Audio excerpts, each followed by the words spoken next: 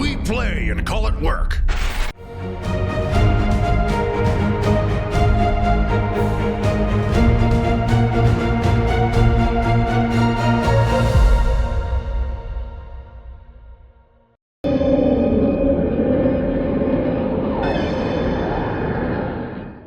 Hey everybody, Matthew here from MiniWarGaming.com, and welcome to the next episode of Traveling Through the Realms. Today we're going into the mysterious realm of shadows. Now, like with all the other Traveling Through the Realms videos, there is an accompanying battle report with this, fought in the mysterious realm of shadows, realm of Ulgu, and that is at the link in the video description below, so make sure you watch that after you are finished this video. Now, this part of the series is where it starts to become challenging for me, because this is where we start hitting the realms that we have less information about. But I'm still going through the order that they are in the core rulebook, so I will tackle this challenge and try to give you an idea of what life is like in the realm of shadows. Now, to give you an example of how much less information we have, first off, we have no maps. We have no idea what this realm looks like, which is fitting for the realm of shadows because it's a realm of mystery and intrigue. But it's also the case for the realm of light and the realm of beasts. We don't have much information there either, although more for the realm of beasts. But we only have 2 pages of information in the core rule book, so I had to pour deeper into the Daughters of Cain source book as well as just trying to delve for information anywhere I could find it. So even imagery is going to be harder to come up with for this video. So if there's less images in this video, I apologize. You got to stare more at me than at cool Games Workshop images, but it's because it's so mysterious that nobody's been able to take any pictures of it, or very many pictures of it. So the realm of Ulgu, the realm of shadow, is interesting for a few reasons. 1, because of its mystery, but 2, because of its location. Now, the realms all hang in what's called the etheric void. And I don't want you to have this idea that there's actual real positions in a physical sense, but there are definitely positions in a magical sense. For example, the realm of shadow and the realm of light are said to orbit each other. And when the realm of shadow is out front, it is nighttime across the realms.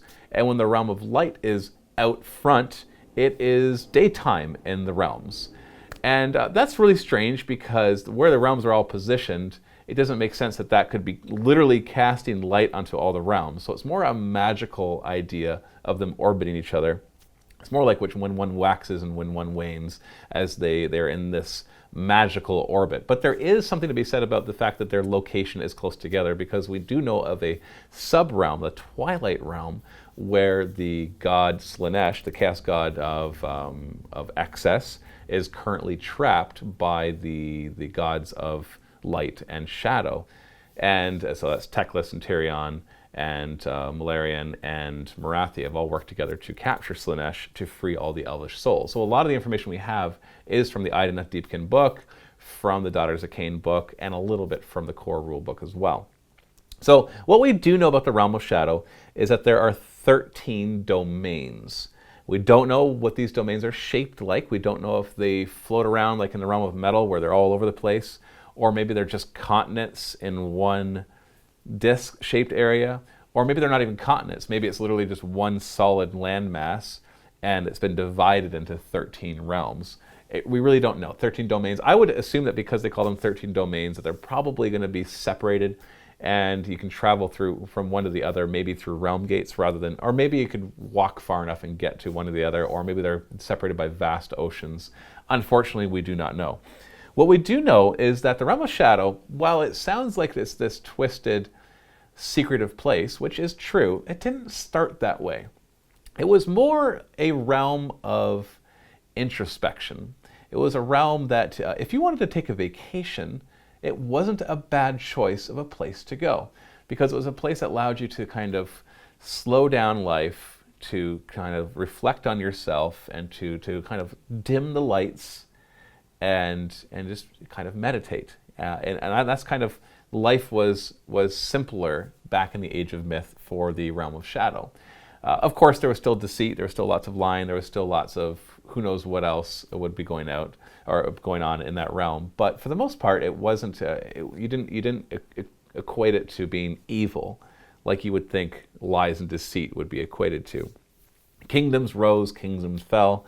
There was still lots of manipulation, all those other things. But the real change came when Tzeentch, once again, just like in the realm of metal, Tzeentch took great interest here because of its potential for manipulation. Whereas the realm of metal drew Tzeentch's gaze because of change, it was constantly changing. The realm of shadow was really interesting to Tzeentch because of manipulation, because Tzeentch is not just the god of change, but the god of manipulation and deceit, and trying to scry into the future and find out exactly and control the future. And that's exactly what is going on. So all those kind of embody what Tzeentch is all about.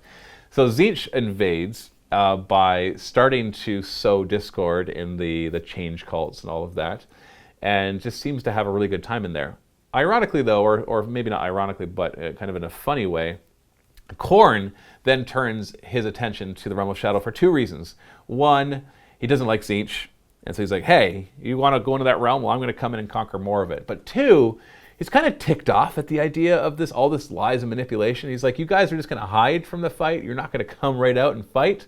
Well, then I'm going to come in there and bring the fight to you. Unfortunately for him, that didn't work very well, because literally the magics of the land would swallow entire armies. There'd be a big mist or fog that would come in, cover the army, and then would depart, and there'd be nothing left but carrion. And just not even necessarily bodies of the dead. It's just like, where did they go? We have no idea. Nobody has any idea where they went. It is literally that mysterious. So life there would probably, after chaos came and changed it so it was more about manipulations than it was about introspection, life there would be very difficult, because you could not trust anybody. That if you were a ruler of a city, you basically had to always be on the lookout for assassins, even amongst your bodyguard. That almost everybody who rises to power or builds a good business will be doing it through trickery and deceit. So it's not a really super happy place to be. Also, it does not get night and day. Instead, it's constantly one level of light. And the level of light that it is depends on the domain. Certain domains are more twilight. Certain domains are just always nighttime. Certain domains are somewhere in between, but there's no domain that is actually like nice and bright. Even as you get to the center of this, it doesn't describe this place that is really normal. The entire realm is always in some sort of shrouded magic that keeps everything dark. And so obviously the types of creatures that rise there are going to be ones that like that kind of thing. For example, the main force that we have there that is not chaos is the Daughters of Cain. See, what happened is when the end of the old world was, when that happened, Slaanesh was just so happy to gorge him or herself on all of the elvish souls. In fact, Slaanesh was able to devour the majority of them. Most of them were not able to get away, whereas a lot of the humans in Duradin and other creatures of destruction and death were able to kind of reform in these new realms. There weren't very many elves to be found anywhere, and that is because Slaanesh had basically eaten them all. But because Slaanesh had grown so gluttoned by this, that the Dark Prince, Slaanesh, lost all of his power. And he was just kind of, and that happens with chaos. It's always a cycle with chaos. And this happened back when if you look in 40k lore, when the Eldar civilization reached its peak and then exploded and birthed Slaanesh, that was actually a time of great stability afterwards, because it consumed all these souls and then was satiated for a while. A lot happens with the Chaos Gods. If they actually achieve what they want, it's not good for them, because then they lose their power, because they're satiated. And so then they become satiated, they lose their power, people are able to kind of move in. The other Chaos Gods will then jockey for their position and push them down, and eventually then they'll become unsatisfied and work their way back up. So it's a great cycle that's unending, unfortunately. And so Slaanesh was totally satiated, and all that we could see of the elvish souls were a few that were able to escape because they were so powerful. Morathi was one of these souls. But even Morathi, when she escaped, and she had a hard time reforming herself, and when she did, when she looked at her body, it looked very Slaanesh-y, and that disgusted her. So eventually she was able to weave magics to make her look normal. But when she gets most angry, she then reverts to her primal self and reveals the monster that she really is. Well, she roamed all of the realms, the 13 domains of the Realm of Shadow, and found nobody else there that really she connected with, no other elves. I'm sure there were other civilizations, there humans and Duradin and all of that, but she just did not connect with any of them. She eventually using her shadow magic, and because she was able to connect with the magic of the realm a lot, was able to create these shades that she would then use for company. So she kind of created her own friends out of her magic. So they were magic friends, but they were bound to her, so that's not really satisfying. It wasn't until she was found by her son, Malarian, and they kind of started, even though they've always been enemies before, they they understood each other here in this realm, and they started working together. And eventually were approached by the light gods, Teclis and Tyrion, to try to capture Slaanesh in the sub-realm that is between the two realms, Shadow and Light, of the Twilight Realm. And once they were able to capture Slaanesh, they were able to harvest him for the souls, and they still are doing that to this day.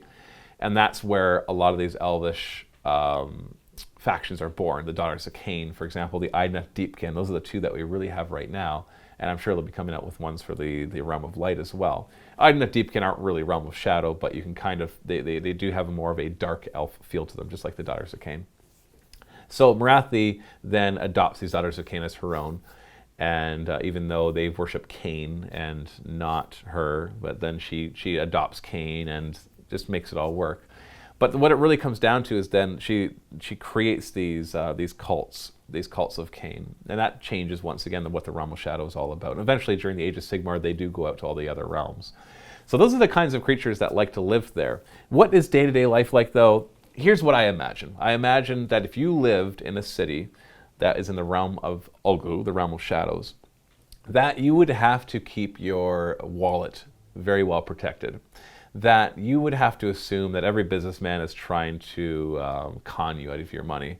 That you would get all sorts of telemarketing calls and emails from Nigeria and or one of the domains. There'll be one domain, the 11th domain in the Realm of Shadow always has some prince who's just come into a great source of money and wants to transfer it over to you, and so that you can hold on to it, and he'll pay you a few 100,000 gold pieces to hold on to that. I picture that happening all the time. You're getting these missives saying, I am the Prince of Late of the 11th domain of the Realm of Shadows, and I oblige you, good honorable sir, to hold on to my millions of gold pieces. I'll give you a few 100,000 of them. Please just give me the information of your bank account. I can see that happening all the time. It doesn't sound like a really nice place to be. I'm sure there are still honorable people that live there, but they're going to have a hard time eking out a living because everybody else will be using deceit to make their money. And anybody who rises to power probably only deserved it out of being more cunning and manipulative than the other person. So yeah, I don't think I'd choose to live there. Maybe there are still some refuges where it's a place still of introspection and a place of meditation and a place to kind of get away from everything. And so if those still exist, maybe towards more the core center, the center of the realm, then those would be happier places to live. But other than that, doesn't sound like the happiest place. And if you're an army, don't invade the Realm of Shadows, because you might lose your entire army and not even know why. And that's really all there is to it. So that's all I've got for you for the Realm of Shadows. I'm sorry they don't have more pictures and more maps, but that's all we have from Games Workshop at this point. I'm sure they'll develop it as time goes on. We'll get more and more information on it. But in the meantime, you can go watch a battle report in the Realm of Shadows at the link in the video description below.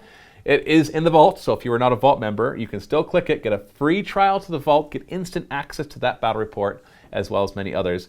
Basically, if you want to see more free content, we need vault members. Vault members are what allow us to pay the bills and everything else like that.